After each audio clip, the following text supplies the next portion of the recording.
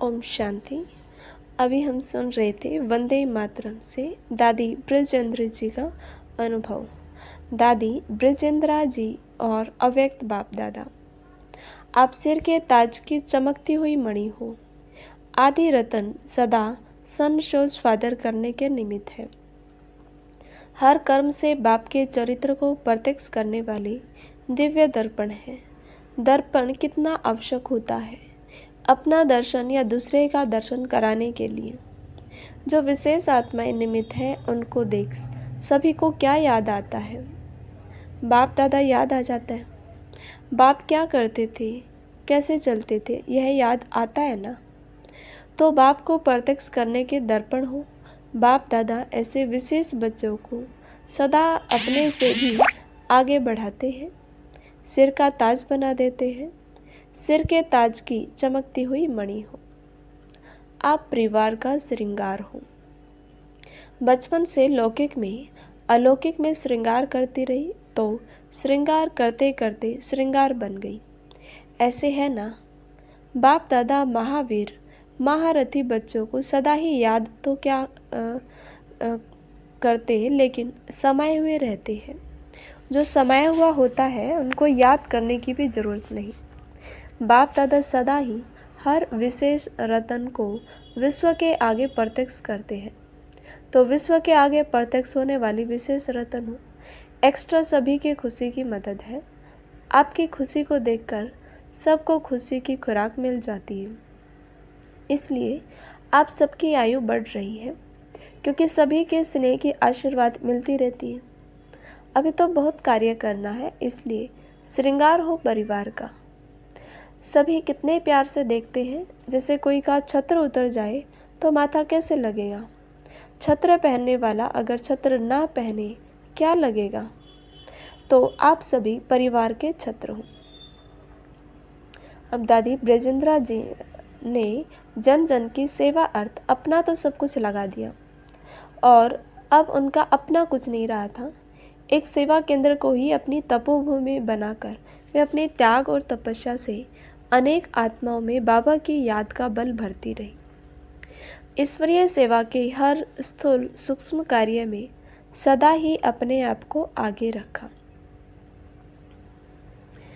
भ्राता ब्रह्मा कुमार रमेश शाह जी, जिन्होंने मुंबई में दादी ब्रजेंद्रा जी को बहन नज़दीक से देखा है, उनके बारे में बताते हैं कि स्थापना के आदि काल में अर्थात 1936 से 52 तक के 16 वर्षों में उन्होंने यज्ञ कारोबार में अथक सेवा की। ड्राइवर बनकर के बस आदि भी चलाई और जब बस का एक्सीडेंट हुआ तब विदेश और देश में समाचार छपे कि भारत में महिला जागृति इतनी आई है कि जो बस आदि भी चलाती है। उन्होंने ईश्वरीय सेवा के हर स्थूल सूक्ष्म कार्य में सदा ही अपने आप को आगे रखा। श्रीमत का पालन चुस्ती से किया और जब 1953 से ईश्वरीय सेवार्थ सब निमित्त ज्ञान गंगा को विभिन्न स्थानों पर पिताश्री जी ने भेजा, तब दादी ब्रजेंद्रा जी तथा दादी पुष्प शांता जी मुंबई आए। पश्चिम भारत की आदि ईश्वरीय सेवा में भी सहभागी बने। मुंबई नगरी में भी अनेक कष्ट सहन किए। मुंबई में 4 पैर पृथ्वी मिलना भी बहुत मुश्किल था। शुरू में संगठा हाउस, कोठारी मैदान, दिव्यांत्र, अमीरचंद मैंसन, वाटरलू मैंसन आदि स्थानों पर सेवा करने के लिए ब्रजेंद्रा दादी निमित्त बनी।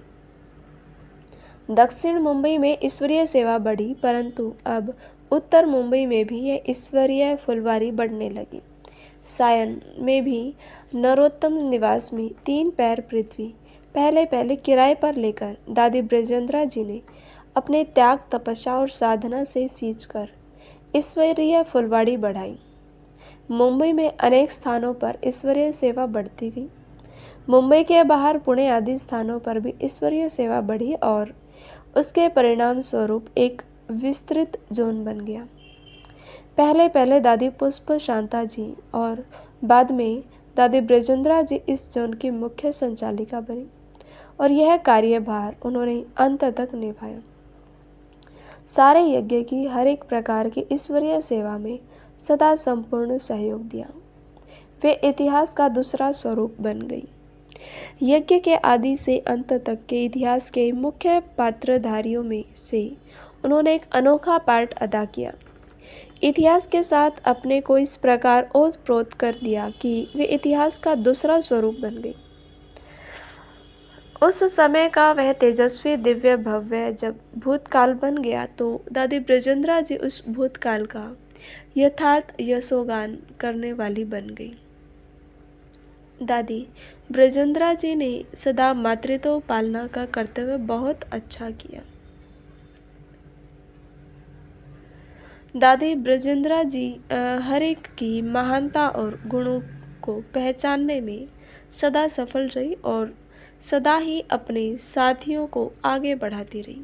जैसे माँ अपने बच्चों की पालना करके बच्चों को आगे बढ़ाती है और उनकी प्रेरणा मूर्त बनती है, मार्गदर्शक बनती है, ऐसे ही दादी ब्रजेंद्रा जी ने सदा मातृवत पालना का कर्तव्य भी बहुत अच्छा किया। अनेक बहनों को आदर्श शिक्षिका बनाकर उनका जीवन ईश्वरीय सेवा में समर्पित कराने के निमित्त बनी।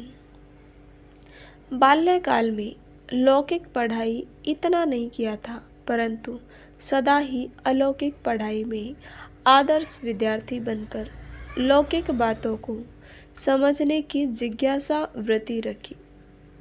परिणाम स्वरूप अंग्रेजी भाषा के शब्दों का यथार्थ प्रयोग करती थी।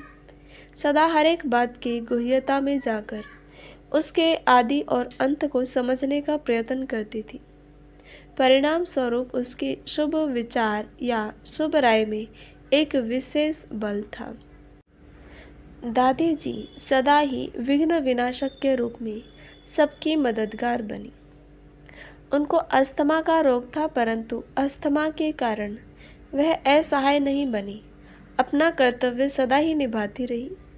बीमारी के कारण और बाद में वृद्धावस्था के कारण शारीरिक रूप से वे सीमित थी, परंतु मानसिक रूप से सदा सबके साथी थी।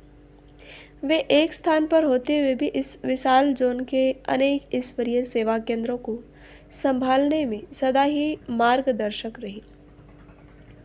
दादी जी की एक और खूबी थी कि वे कोई निर्णय लेती थी और उसका पालन करने में सदा ही सभी की सहायक रहती थी। परिणाम स्वरूप कभी भी निर्णय प्रमाण कार्य करने वाले को यह डर नहीं रहता था कि कहीं हमारी दादी अपना विचार बदलेगी तो नहीं। दादी जी सदा ही विघ्न विनाशक के रूप में सबकी मददगार पूर्ण रूप से बनी। हर कार्य में कम खर्च बाला नशीन के रूप में हर बात की इकोनॉमी कराने में निमित्त बनती थी। ऐसे प्रसंगों की बहुत बड़ी लंबी लिस्ट है। दादी ब्रजेंद्रा जी ऐसी गुण मूर्ति एवं परमपिता परमात्मा की ऐसी दिव्य चेतना मूर्ति थी जिसका गायन यह ईश्वरीय परिवार सदा ही करता रहेगा। अच्छा, ओम शांति। आगे हम सुनेंगे दादी जानकी जी के बारे में। उसके लिए बने रहें और इस चैनल को सब्सक्राइब करें, लाइक करें और शेयर करें। अच्छा, ओम शांति।